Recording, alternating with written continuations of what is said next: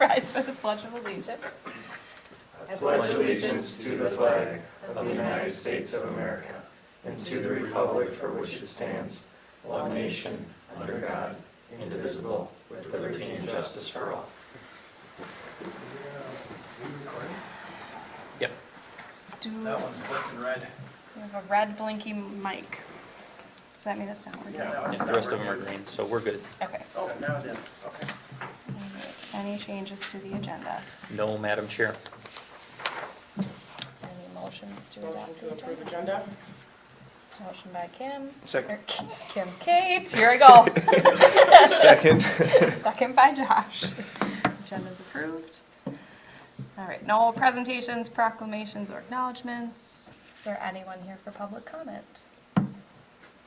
Linda? All right, public comment is closed.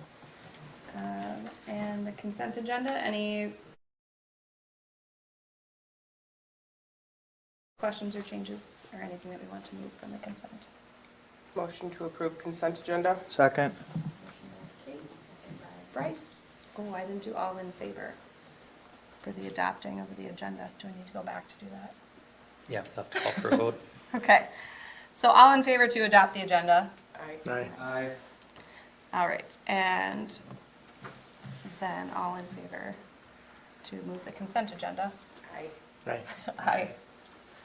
All right, no public hearings. On to general business.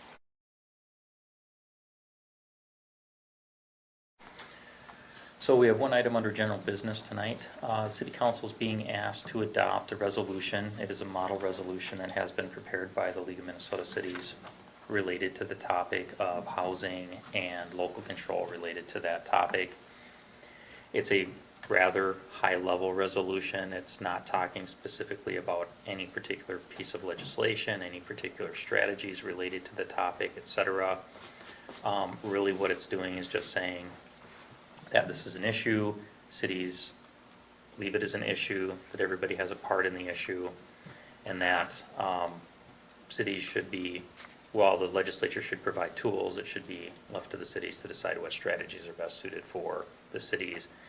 It does make a pretty clear statement related to housing interest groups that cities are not the problem, that it's related to larger factors such as labor, materials, etc. In it. This was an item that we were originally maybe going to place on consent agenda, but I know that Councilmember Berg in the past has had some commentary related to specific legislation and strategies, so I provided the opportunity for council member to discuss the issue with the council, rest of the council, if possible. So. Yeah, no. So I mean, this is one of those things where I think we as cities and local governments talk out both sides of our mouths. And I had the same conversation at Metro Cities, the Metro Cities board recently, expressing the same view. I think we want to say we want local control for many things, but then we also say we want consistent support and help and money and other things, and we get upset when there's differentiating approaches to, or patchwork for certain things. So, I don't know, I think this type of statement, if we're going to be consistent, then fine, but then let's not, when it benefits us, say this kind of thing, and when it benefits us, to say we need a blanket approach to supporting cities, and we talk about the other side of the mouth. So, I mean, if you guys are in support of it, totally fine. I'm going to vote no, just because I just think, in general, it makes us look silly and inconsistent, and we could be more, collaborative or whatever. I'm not saying that this isn't saying that, but that's just my view on it.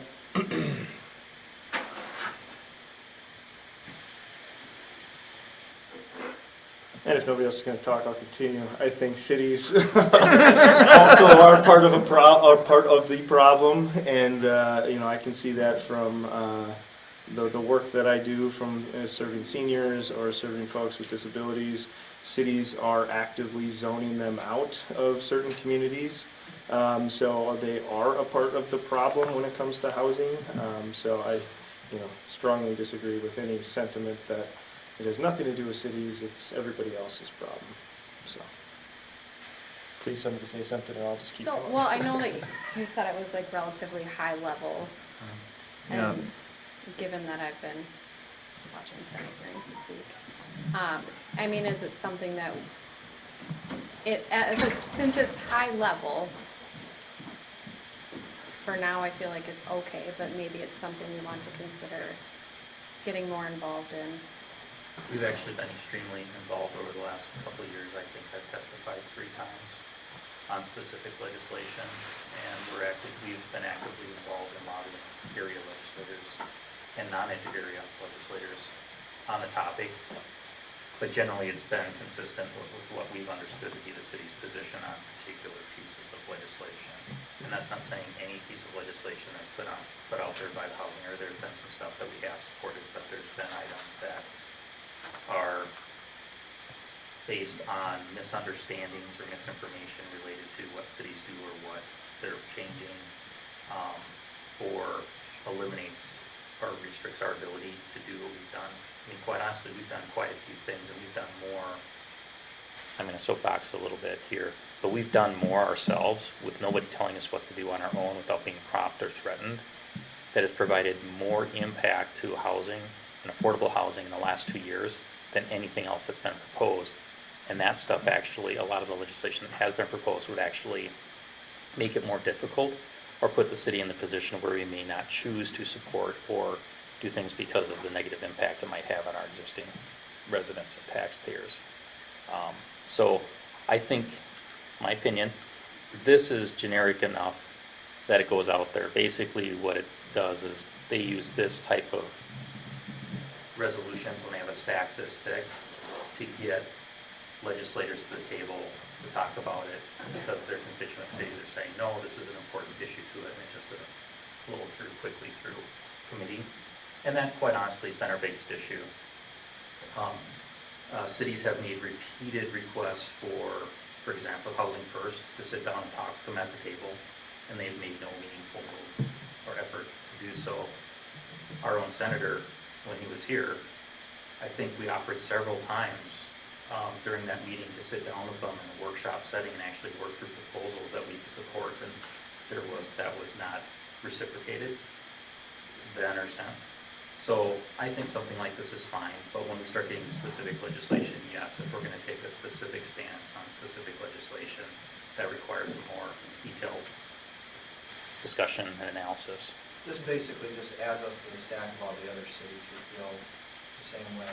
Exactly, yep. And it's just, because obviously when you have legislation like that, you have multiple players that are involved, or committees or subgroups or whatever, that they go and solicit that feedback, and then we want to be a part of that stack that says we're not for this type of legislation. A lot of times when, like, League of Minnesota Cities or Metro Cities go and talk to legislators, the various caucuses the talking point is, that's just them. They don't represent the majority of cities. And I've been told this by legislators myself when I've talked to them, and I go talk to them and say, hey, this is important. We know that you just have to do this because this is for the good of the order, and you just have to do it. And I explain to them, I don't have the time to do good of the order stuff.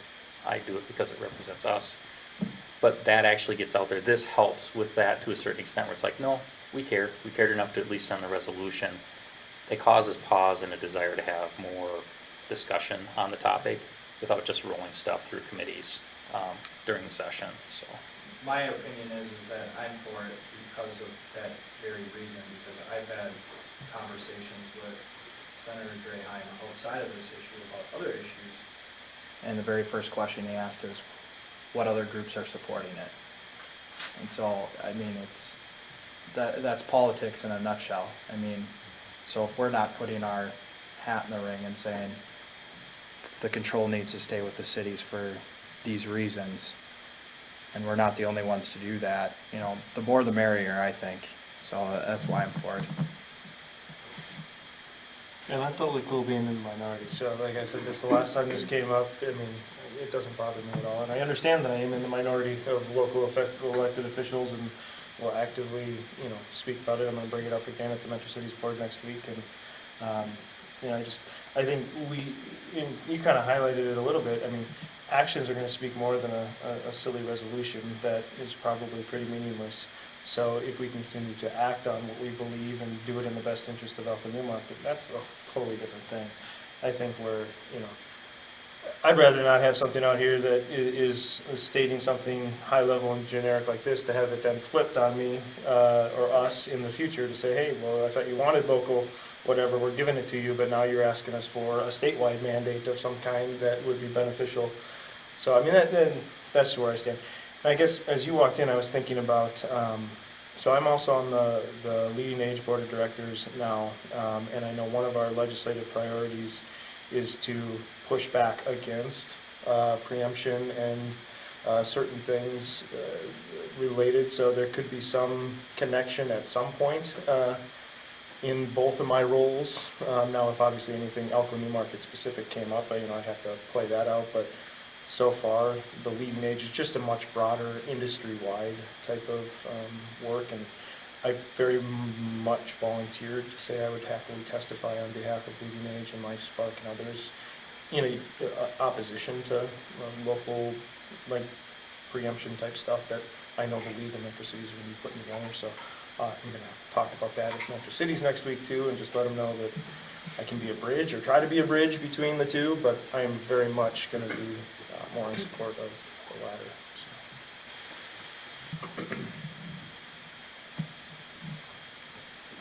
What do you got, Kate? I got nothing.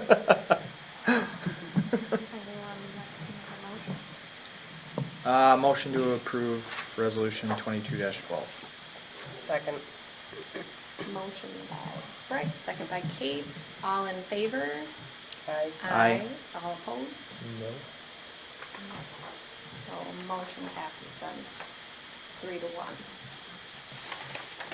All right, on to reports.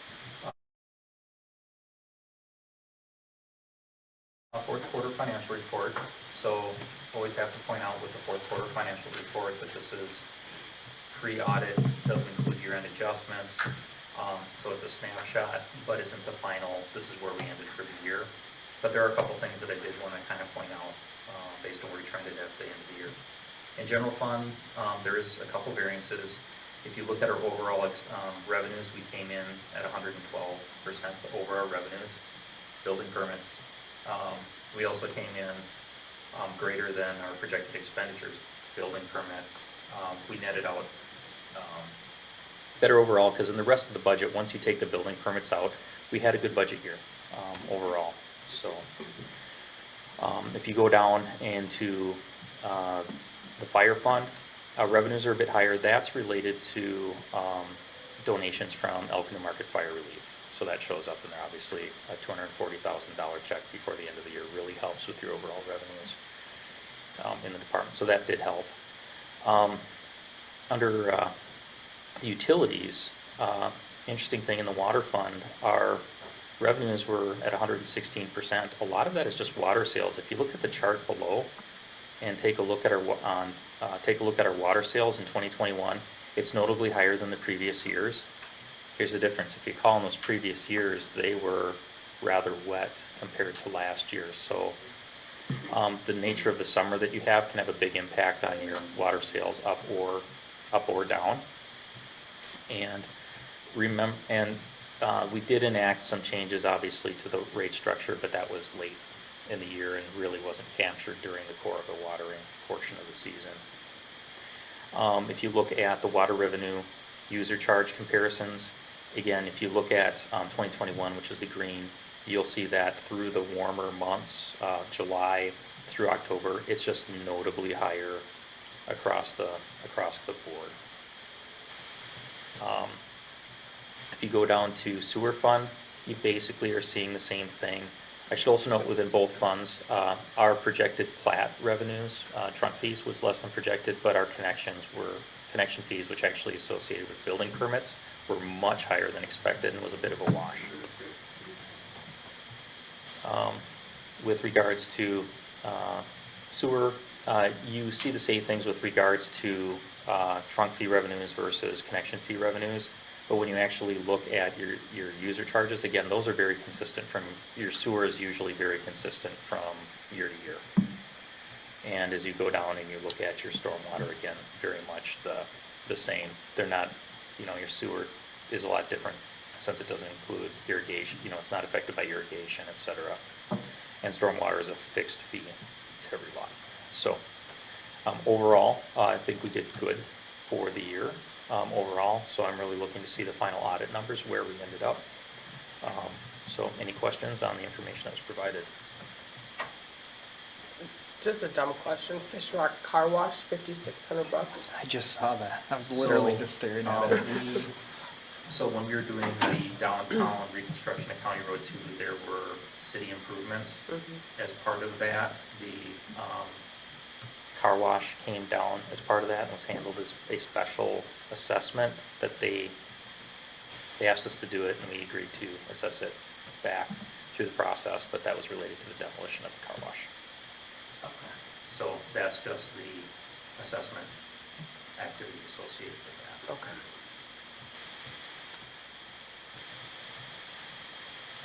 Any other questions? All right, anything from Public Works? Corey did not have anything he wanted me to relate to. Police? I'm here for questions, if you guys have any questions about anything going on in town. I'm here for that, and then we're at 11 building permits. Wrong Permits department. to purchase for the year firearms, so, yeah, more than what we anticipated so far, but we'll see if that levels off, but we're able to handle the load so far. In the news, it was just in the newsletter, so you should be expecting an increase. I know 2 of them today mentioned that they saw it there, so that does have some effect. It gets out there. And if it's a standard run-of-the-mill, I turned one around in less than an hour. I felt bad. I'm like, if you want to come back, you can pick it up. But he's like, oh, great. So we're getting great community engagement out of them too, because they usually come into the police department and chat with us, and so we're getting more traffic that way. So overall, it's been a good thing. It's been a learning curve. So other than that, no, just questions. Any questions? Thank you, Mayor. Acting. Fire department, anything from fire? No. Alright. Engineering? No report, just question. All right, any questions? Community development? We are up to 7 or 8 single-family home permits. I believe it's 7. So, no, 8. 5 of which came in the last, 5 or 6 came in the last week. So, we are starting the year out, although this is, it's up and down, we are starting the year out similar to what last year looked like. So, off to a good start. All right, parks? Nothing. CCEC meets on the 22nd. Anything else from there? Other committee reports, scale No. is tomorrow morning. Is that on, you talk about that? And Yep, then I don't have a, okay, executive committee or service delivery committee, nothing on those. MVTA, That's next week. sounds good. I-35 Solutions. We just talked about kind of an overall update of what the session is looking like, or what it's going to look like, and there's a lot of scared legislatures because of the redistricting that's happening. So that's the big buzz there, and that there's a $7 billion surplus that the state has. Figuring out what to do with all that. I think the one takeaway from that is that I think it would be helpful for us to voice our support and to our legislatures in the area, and letting them know that to put a good chunk of those dollars into transportation. and to again reiterate that our interchange over here is on a supported projects list with the Alliance. So that's something that we may want to consider, writing something formal to those guys and getting that over to them. That's it. Sounds good. Chamber of Commerce, Kate, do you have anything from Chamber? The only thing I can say is that we voted on our new executive officer, so Peter Ramola is now president, and Gordon is still VP, and treasurer is still Tim. So, The chamber right now will also be hosting, State of the City on the 1st, March 1st, I believe. more details to come. More, yep, more details to come. They also, we did a strategic planning on Tuesday and went through goals, and so we're kind of reevaluating ourselves as a chamber and where we're headed and what our goals and our aspirations are for the year. So more to come on that. Couple things did come out of it, which I guess I can mention here. Tree lighting, we're going to possibly 86 and not do it because it's just not a huge turnout, and see if maybe CCEC wants to take that over. Noted. Are you gonna zap her? And then the candidate forum, we're gonna 86. Okay.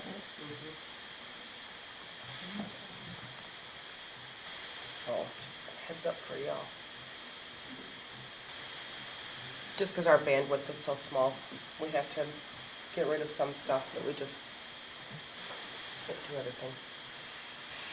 That's all I got. understand.